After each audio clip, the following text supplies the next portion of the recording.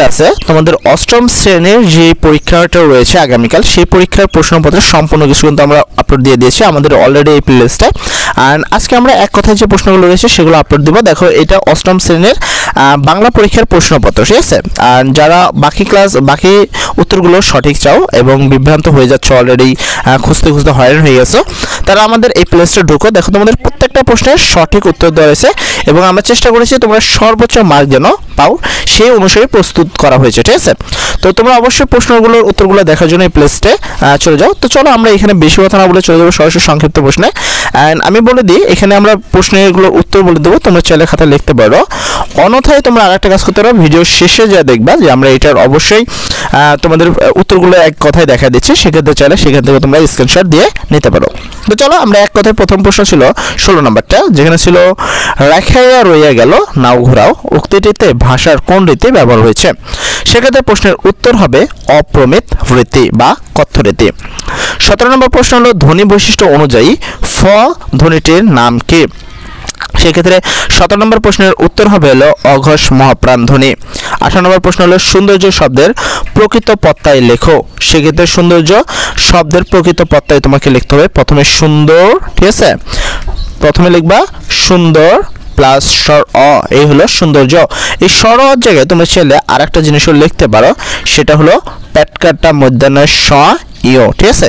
এটা লিখলেও কিন্তু সঠিক, অর্থাৎ সুন্দর প্লাস স্বর অথবা সুন্দর প্লাস পেটকাটা মধ্যাহ্নের স ইও, দুইটাই কিন্তু সঠিক। তারপর তোমাদের 19 নম্বর উত্তর হলো মনস্থির শব্দের প্রমিত উচ্চারণ কি? সেক্ষেত্রে এই মনস্থির শব্দের প্রমিত উচ্চারণ হলো ম, ময় ওকার, ঠিক আছে? তারপর হলো স, তার নিচে হসন্ত দিবা, তারপর থয় শিকার থি র, মন স্থির, এইটা হবে তোমাদের প্রমিত উচ্চারণ। এর পরবর্তীতে চলে যাও যদি তোমাদের 20 নম্বর প্রশ্ন, সেটা হলো চতুর্ভুজ শব্দের সঠিক ব্যাস বাক্য কি?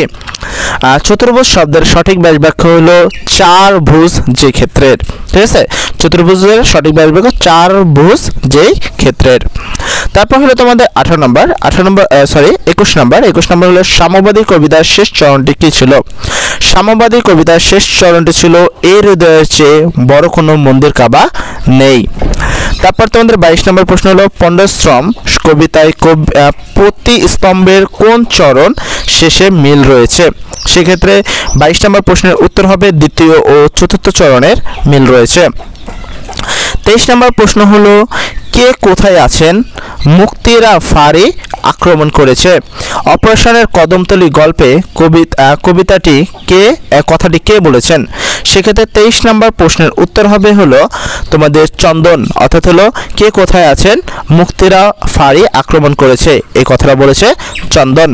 24 নম্বর প্রশ্ন হলো জহির রায়হানের বিখ্যাত চলচ্চিত্রটির নাম কি? জহির রায়হানের বিখ্যাত চলচ্চিত্রের নাম জীবন থেকে নেওয়া, ঠিক আছে? 25 নম্বর উত্তর হলো হুমায়ুন আজাদের লেখা বাংলা সাহিত্যের পরিচিতিমূলক বইটির নাম কি? সেই বইটির নাম হলো লাল নীল দীপাবলি। এই ছিল তোমাদের এক কথায় প্রশ্নের উত্তর। এবার আমরা এই সম্পূর্ণ উত্তর একবারে দেখে নিব। তোমরা যারা লিখতে পারোনি তারা চাইলে সেখান থেকে স্ক্রিনশট দিয়ে নিতে পারো। আরেকটা কথা, তোমাদের সর্বোচ্চ মার্ক পাওয়ার জন্য আমরা কিন্তু সকল প্রশ্নের উত্তর অলরেডি করে ফেলেছি। তোমরা চাইলে এই প্লেলিস্ট থেকে সকল প্রশ্নের উত্তর দেখতে পারো। তো চলো আমরা এই এক কথা প্রশ্নের উত্তরগুলো আরেকবার দেখে নিব। প্রথম প্রশ্নের উত্তর ছিল যেমন 16 নম্বর অপ্রমিত রীতি আঞ্চলিক রীতি বা কথ্য রীতি। 17 নম্বর প্রথম প্রশ্নের উত্তর ছিল অঘোষ মহাপ্রাণ ধ্বনি। 18 নম্বর প্রশ্নের উত্তর ছিল সুন্দর প্লাস পেটকাটা মধ্যাহ্নের স ই অথবা স্বর অ। তারপর 19 নম্বর প্রশ্নের উত্তর ছিল মনস্থির, ঠিক আছে? তারপর হলো 20 নম্বর প্রশ্নের উত্তর ছিল চার ভুজ যে ক্ষেত্রের। 21 নম্বর প্রশ্নের উত্তর ছিল যে এর হৃদয়ের চেয়ে বড় কোনো মন্দির কাবা নেই। 22 নম্বর প্রশ্ন হলো দ্বিতীয় ও চতুর্থ চরণ শেষে।